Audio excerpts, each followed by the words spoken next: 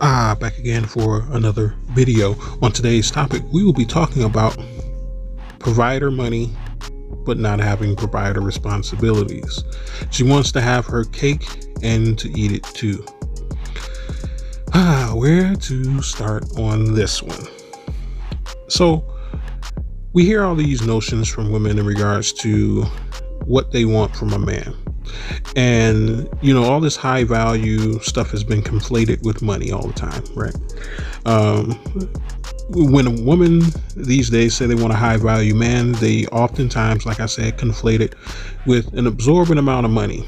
Most times more money than they would expect to make themselves, because they understand inherently and subconsciously that men are the natural providers of the world, and therefore we have the ability to make more money than women on average, right? So when a woman is looking for a mate who's in a position where she makes a lot of money, she wants to play the dual-minded game of this. She wants to find someone to quote unquote build with. That is usually the guise that they go under in regards to finding such a man and wanting such a man. The guise is they want someone to build with. What this really means to me is that they just want someone who is going to play the provider role while they make provider money. Someone who is going to protect, provide more than they do, lead, and also set up structure for their lives that they don't have currently, right? But the problem is that oftentimes these women have wasted their youthful years in trying to obtain provider money. Now, I may seem like I'm talking double speak here. How can she make provider money and he make provider money? Once again, you have to keep in mind that most times when these women want to make provider money, they often say that they want a man who makes more than they do, right? This is for a reason, because a woman does not want to be a provider for a man, right? She wants to be able to make provider money while being able to be provided for. You see where I'm going with this? She wants to be able to be at the top, the tippy top, and meet someone who is just above her, so that she doesn't feel or assume or perceive that she is taking care of anybody, right? This is the reason why. See, no matter how far up or down you go in regards to what women desire, they're always looking for someone ahead of them. The problem with a lot of these women is that they want to be able to have their cake and eat it too. They want to be able to make provider money while not being a provider, and at the same time being provided for. This is the modern traditional woman. And what I mean by this is she is modern because she wants to run the corporate world. She wants to compete with men. She doesn't want to have 2.5 children most times. She wants to go to school and spend, like I said, her youthful years doing so and pursuing a career. She wants to travel. She wants to do all these things outside of actually what it takes to be a wife. But she thinks that a man who is a little bit higher than she is will put her in the space of what a wife should be to compare to him. The problem with this is that once again, she wasted her youthful years doing this. She wasted her youthful years chasing provider money and provider ability, right? So what happens is, we all know the story. She spends her 20s, early 30s, maybe even late 30s in school and in a career. And then she looks up, she looks at her watch and say, oh shit, it's almost time. It's been time for me to have a kid. I've been chasing this career. Oh, I think I should settle down now. But it's too late by that time, because these men that make a little bit more than she does, or an absorbent amount more than she does, ain't trying to get a 35-year-old with school debt loan and no ability to create structure for herself financially, mentally, emotionally, or any other kind of way, even spiritually. They're not looking for that. They're looking for a woman that they can input into, not someone who's been around the block a few times, because when you go around the block, sometimes you get shot at, right? If you go around the block too many times, right? They don't want to deal with jaded women. They don't want to deal with women who come with 2.5 children from 3.5 men. You get what I'm saying here? I know the math doesn't make sense, but you get what I'm saying. They don't want to deal with a woman who has been jaded. They don't want to deal with a woman who comes with the extra unnecessary stuff that comes with her mentality solidified, because it is more than likely solidified in what she thinks how life should go. Because remember, she hasn't dealt with probably many men before this point in regards to actually courting to be married, or she hasn't dealt with an actual man who is able to be in a position where he would make her, quote unquote, feel like a wife. Remember, I made a video not too long ago. It was how to put a masculine woman in her feminine. See, this only works for women who have not scaled so far up the masculinity provider scale. When you start hitting six figures or high, tens of thousands, you're outclassing the middle class of the black community. Especially, you're outclassing them. Our middle class is a little bit different. I know economics, we go by national average, etc., but our situation is a little different, especially when it comes to most minorities, right? And I'm going to frame it that way. Please, just work with me. But what happens is these women, they get so high up into making money and they get so high up into their age that they have pretty much classed themselves out of SMV and put themselves in a provider stance. I don't think women associate wealth or riches with provider, but they should. I mean, people would say, yes, definitely, that's a no-brainer. But I don't think women see it that way. The reason why is because men, we oftentimes look within to provide for outward.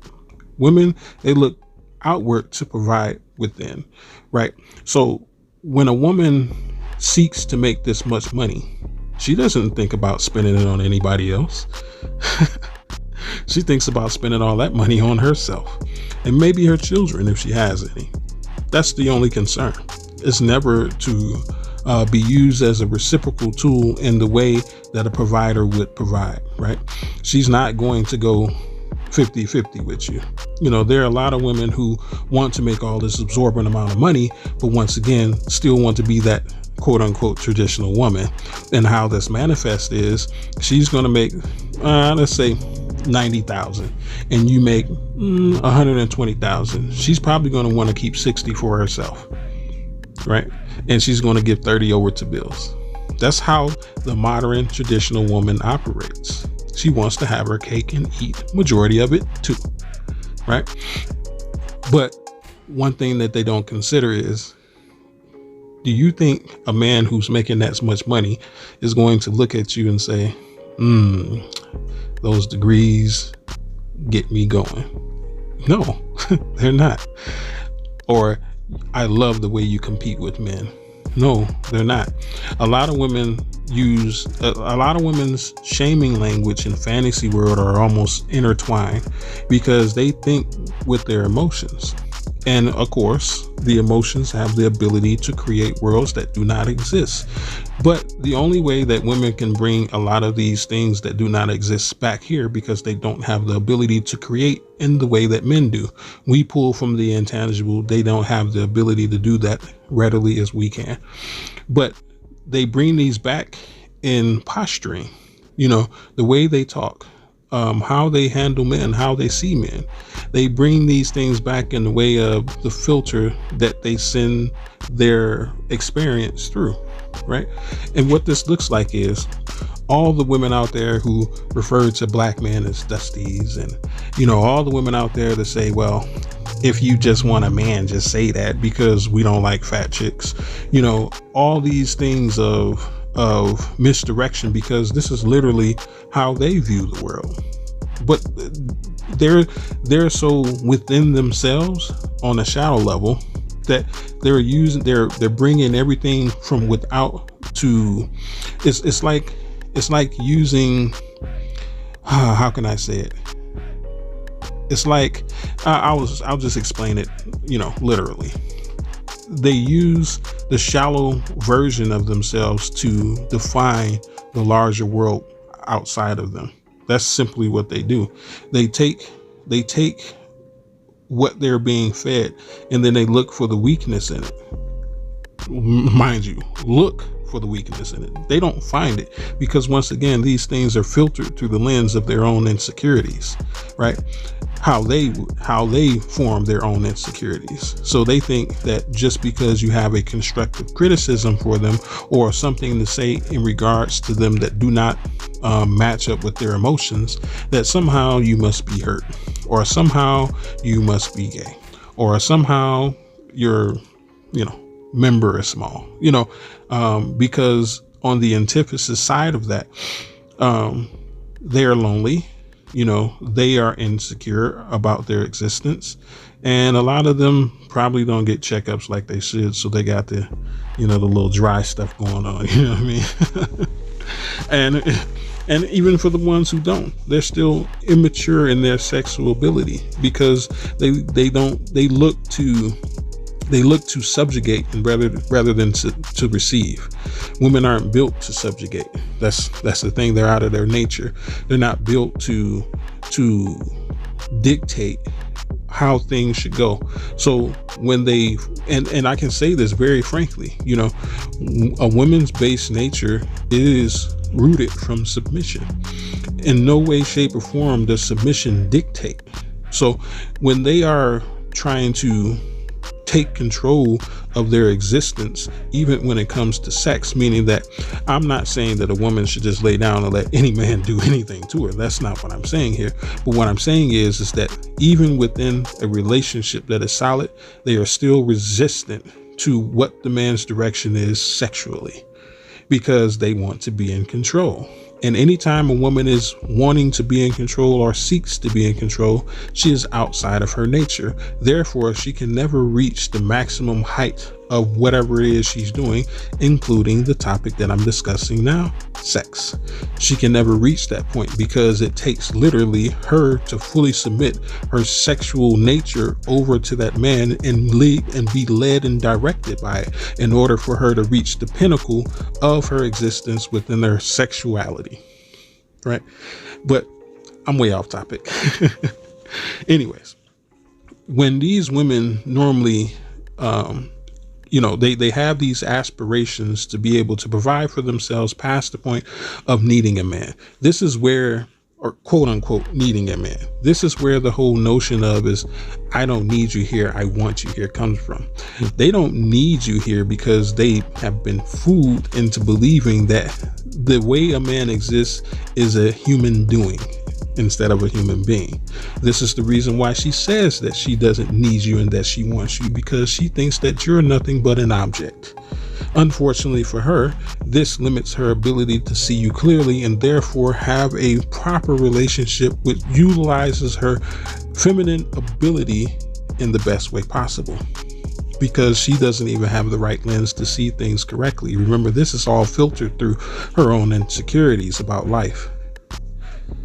But anyways, when these women have these notions that they're going to find the man that makes so much more money than them so that they don't feel like the provider in this role, they get stuck.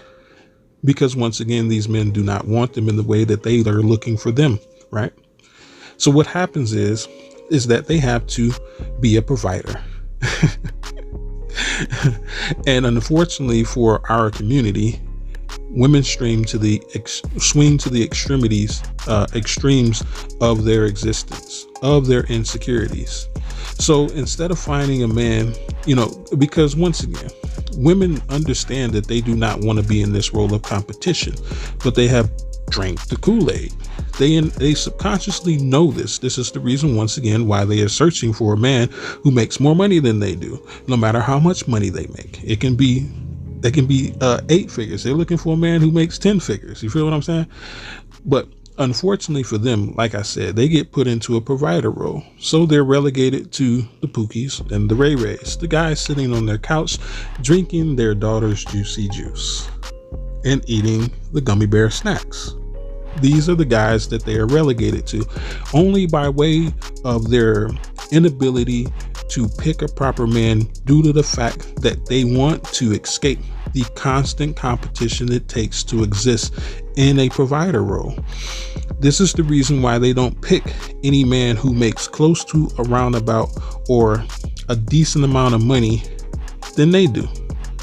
They don't pick, and I don't mean a decent amount of money than they do as in they make way more than they do, but I'm talking about a decent amount of money as in she makes 90,000 and he makes about 65,000.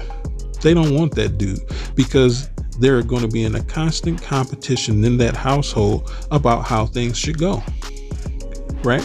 Because that dude is going to steadily increase, but her ideology of how she sees that man will not. And even if he does make more money than her, she's going to treat him like he makes 65,000, even if he makes $1 million a year. They understand this inherently, so they don't want to pick such a man. So what they do is they get the one who they know cannot succeed, because they then can assume the place as provider. But the problem is women have no ability to discipline. They only have the ability to punish. This is by way of them being solipsistic due to the vanity state that is their base nature, and due to the fact that they do not have the ability to practice honor in the way that men do. Because it takes honor to create consistency. It takes honor to be able to know thyself very well. It takes sitting still, pretty much. It takes a lot of things, but nonetheless, it accumulates to the point where they don't have the ability to discipline, and including disciplining themselves. If you cannot discipline yourself, you cannot discipline others, right? Sure, they may be good at going to school. They can teach a child how to go to school. But one thing they are not good at a lot of time is controlling their emotions. So they can't teach a child that. Get what I'm saying? So when she finds such a man in regards to his status in life, that is probably equivalent of a leech, she uses him, she abuses him, and he lends himself to this because he wants the provision in exchange. But the problem is that most of these things that she does to him are punishments. And as any mother would get tired of, they would get tired of punishing their child all the time. So this is oftentimes why the relationship ends, aka symptom. I'm gonna call it symptoms. They got symptoms, right? And this is where they repeat the process over and over again, because as they get older, their chances of finding such a man who makes more money than them is unrealistic. So they go for that 20% that's creating all the baby mamas in the Black community. That's what they go for.